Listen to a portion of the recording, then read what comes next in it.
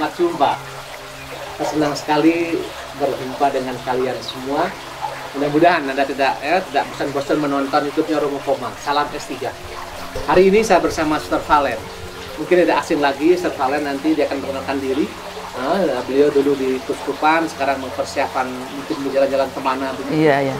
Dia masih menunggu di sini. Baik, Sister Valen, selamat pagi. Saya ingin nanti bercerita untuk mengencourage ya anak muda. RVM, Religious Virgin Mary. Mereka punya rumah induk ada di Manila, sehingga nanti mereka harus tahu Tagalog sedikit. Nanti ngomong sedikit nanti, sehingga nanti para anak muda yang mendengar ini, saya dengan Sister Valen, bagaimana kisah awal mula panggilan suster dan kenapa saya memilih RVM bukan SSPS, bukan OSM. Mungkin Sister bisa cerita dengan menyenangkan. Silakan Sister. Baik, Romo Komang, terima kasih banyak. Sebelum saya menceritakan panggilan saya memperkenalkan diri. Saya Suster Maria Valentina Kemba RVM, biasa disapa Suster Valen. Saya berasal dari Flores, ND. Saya masuk suster tahun 1995. Jadi tahun ini genap 22 tahun. Oke, saya 22 tahun ini sebagai seorang RVM. Kami di dalam keluarga ada 8 orang. Saya anak yang kedua. Oke, saya anak yang kedua. Saya berasal dari kampung kecil di ND. Kalau dibilang saya orang desa. Biasa waktu kecil kita bermain. Di sana di kampung saya biasanya pesawat kalau dari Kupang ke ND melewati kampung saya. Setiap kali pesawat pergi dan pulang dari ND Kupang ND, saya kok memandang pesawat itu. Memandang pesawat itu dalam hati kecil saya, kapan saya bisa naik itu pesawat? Dan kalau orang naik pesawat itu luar biasa sekali. Orang yang punya duit dan lain sebagainya. Jadi saya merasa bahwa saya dari kampung kecil, apalagi keluarga juga pas-pasan, tidak mungkin saya naik itu pesawat, Romo ya. Jadi mungkin dengan hati kecil itu tertanam kira-kira kapan, itu membuat saya mungkin semangat untuk belajar, untuk saya bisa sampai kepada yang ada di atas itu, bisa naik, maksudnya entah itu menjadi suster atau menjadi seorang yang lebih baik sehingga saya bisa naik pesawat. Jadi pertama seperti itu. Dalam perjalanan saya mempunyai semangat bahwa saya harus sekolah.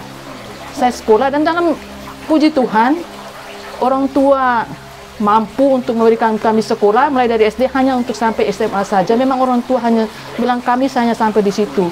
Kalau mau lanjut lagi lebih jauh lagi silakan berusaha. Tapi saya menerima apa yang disampaikan orang tua sehingga dalam perjalanan sekolah tidak ada hambatan dari SD sampai SMA lanjut malah punya prestasi yang bagus. Mulai dari situ saya memikirkan bahwa kira-kira apa sih yang lebih baik untuk saya. Jadi sebenarnya cita-cita ini muncul dari saya SD, bahwa saya ingin masuk suster, muncul dan ditambah dengan keinginan untuk naik pesawat, mungkin yang masuk suster ada peluang untuk ke sana. Jadi saya berjuang untuk itu. Dan tamat SMA, saya rasa mungkin niat itu masih kuat sekali. Sehingga saya menyampaikan kepada orang tua bahwa saya ingin masuk suster. Bapak mama saya mengkhawatirkan karena dilihat bahwa saya kok seperti ini, hidup di rumahnya. Ya, dengan orang kampung tidak ada bahwa gejala saya bahwa anak ini memang nanti ke depan akan masuk suster. Tapi dalam hati kecil saya punya niat ke sana. Sehingga orang tua mendukung itu. Orang tua mendukung saya mencari jalan keluar kira-kira kongregasi mana. Dan memang saat itu kita orang desa, orang kampung tidak mengenal banyak kongregasi. Tidak mengenal suster siapa. Jadi sepertinya saya langsung dari rumah ditunjuk kepada datang di Kupang untuk datang langsung menuju RVM, tidak kemana-mana. Tadi Romo menanyakan kepada saya bahwa mengapa pilih RVM. Jujur Romo, saya tidak kemana-mana, hanya RVM yang saya pilih dengan satu harapan, prinsip saya bahwa dimanapun ordo yang saya masuk, saya bertahan di sana karena saya punya niat baik untuk ke sana. Luar biasa. Itu penting ya, anak muda yang mendengar itu dari awal ada keyakinan. Iya. Terus sebagai seorang gadis, ya, pengalaman hidup spiritual, mungkin sebelum sampai ke Kupang atau mungkin selama pendidikan, mungkin suster pernah tertarik dengan lawan jenis yang ganteng, yang gagah, atau mungkin dengan frater yang kalau suara nyanyi sambil di surga. Apakah pernah ada kesan, frater ini ganteng, atau ini anak muda ini ganteng ini? Pernah ada kerinduan, mungkin mengatakan atau mengalami atau melihat teman mengalami betul-betul suatu keadaan yang mengembirakan, yang menyenangkan juga yang menyulitkan. Dimana saya katakan pasti saya menjadi suster, saya manusia biasa. Saya katakan falling in love. Kadang ada bayangan seperti itu. Andai kan saya mengalami itu, bagaimana seharusnya meng-counter itu sebagai satu rahmat, bukan satu jebakan dan sebagainya. Baik Romo, terima kasih untuk pertanyaan. Itu juga termasuk saya punya pengalaman hidup bahwa mengalami jatuh cinta itu sangat-sangat wajar. Apalagi seorang perempuan dalam suasana sekolah. Saat itu di SMA kan pasti banyak teman, kalau dibilang bahwa saya sudah punya satu niat bahwa saya masuk suster, bukan berarti saya menolak, tapi saya mencoba untuk kira-kira kalau saya berteman, saya kan niat saya mau ke sana, kira-kira harus bagaimana berteman.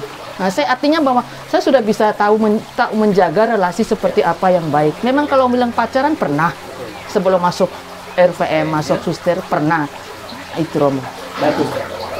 RVM, saya kebetulan pernah punya guru bahasa Inggris. Tahun 82 di sini, suster siapa ya? Yang RVM yang dulu mengajar di sini. Suster Lydia Tayat. Lydia Tayat. Nah, dia mengajar kami tahun 82 sampai 85. Kemudian 2010 saya pas kesempatan belajar di Manila. Saya diberi kesempatan merayakan misah di rumah kalian RVM. Dia siapkan di rumah orang tua. Satu pagi satu minggu tuh saya merayakan di rumah orang tua itu. Saya misah dengan begitu self confident, saya yakin bahwa saya bisa omong orang tua. Saya omong suara saya agak keras. Volumenya misalnya setelah misah ada satu suster pekat. Excuse me father, I think I know you. Are you sure? Saya bilang begitu. You are my former student, right? You are from Bali. Yes, I'm from West. Dia peluk saya nih. Saya senang lihat kamu semua begitu. Saya bilang mengapa? Your voice is so clear for my all sister. Kemudian suster itu kayak memakan kan, dia ambil gelas dia, attention, attention kan, attention. This is my former student. Saya senang sekali. Pengalaman yang lama kami tidak berjumpa dalam itu 82 tahun. Itu omong masih menggelegar suster. Nah, apa semangat apa yang suster rasakan yang begitu kuat dalam kongregasi, dalam spiritualitas RVM yang teralami selama hampir 22 tahun. Baik Romo, terima kasih. Tadi awal saya menceritakan bahwa saya tidak kemana-mana, langsung dari rumah masuk RVM sampai sekarang. Memang motivasi awal hanya untuk mau ingin naik pesawat. Tapi dalam perjalanan motivasi itu dimurnikan dalam kongregasi RVM. Karena saya menemukan sesuatu yang indah di RVM. Saya bangga Romo saya masuk menjadi seorang suster RVM. Karena di sana saya menemukan hidup berkomunitas seperti apa. Saya menemukan di RVM bahwa persaudaraan, jelas kalau memang hidup bersaudara itu semangat RVM.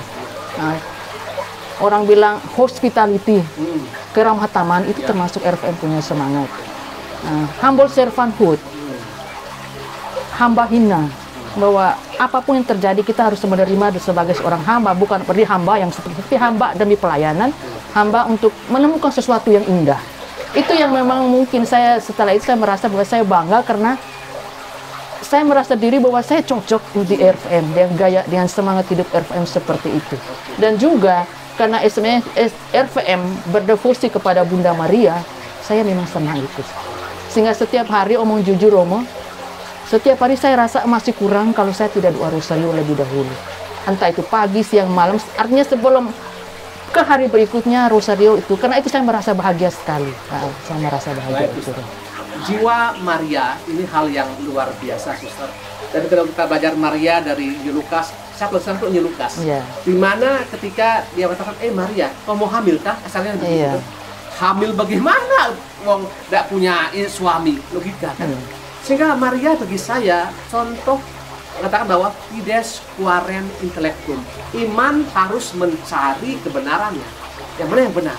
Dan dia bertanya, sehingga bagaimana mungkin Tuhan, saya ini belum punya suami, apakah kan ini tantangan yang berat. Ketika dia mengatakan yes saya mau, dan terjadi hal yang luar biasa, artinya hal yang menyedihkan, tapi dalam kasus itu bayangkan zaman itu Maria harus mengandung tanpa suami.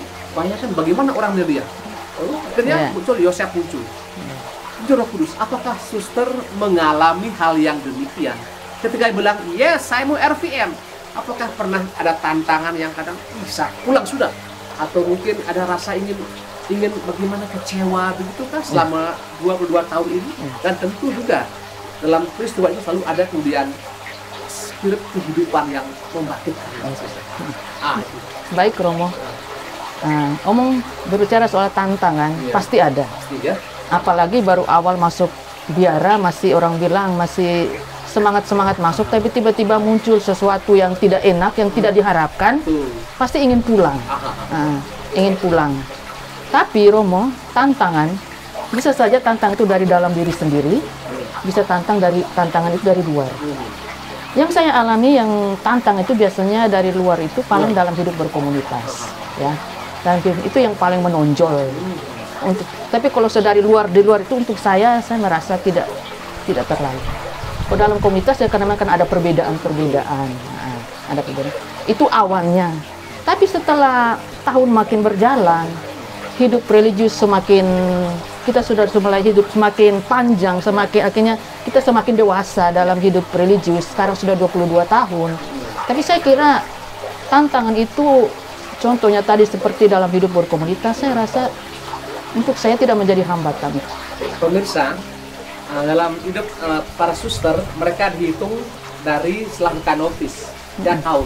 Jadinya 2 tahun pertama, 2 tahun ketiga sebenarnya mereka haul itu dihitung, mereka masuk biara. Tapi kalau para imam, kami imam PR ini pria rumah hadis ya, kami dihitung setelah kami tabisan. Jadi minimal tahun rohani setahun, kalau projo, kalau novisiat 2 tahun, kemudian kuliah 8 tahun. Tahdisan baru dihitung, sehingga waktu 8 tahun ini tidak dihitung. Kami dihitung sebagai imam, sehingga sekitar 22 tahun. Sebagai suster, saya kalau imam 24 tahun. Jadi kalau dihitung setiap praktek mungkin sudah hampir 36 lah, ya. Dari 8 semua. Dan tadi kita bisa mendengar bagaimana suster mengolah tantangan itu. Dan suster sekarang mungkin saya perlu mengatakan, tentu mungkin hampir semua kongregasi mengalami susahnya mendapat panggilan. Mungkin saya ingin menyampaikan pesan kepada anak muda, anak-anak yang mendengar kita punya omong-omong ini, kepada juga kemudian khususnya anak seminari yang mendengar ini, supaya kalian dengar sekolah dari seminari, bagaimana pesan suster kepada mereka,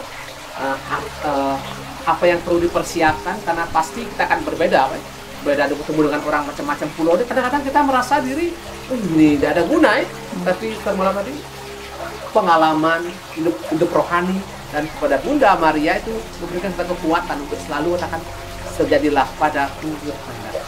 Baik Romo, terima kasih pesan saya untuk semua saja yang menonton YouTube ini, yang ada di rumah, adik-adik, saudara-saudaraku, bahwa saya sekarang hidup di biara sudah 22 tahun.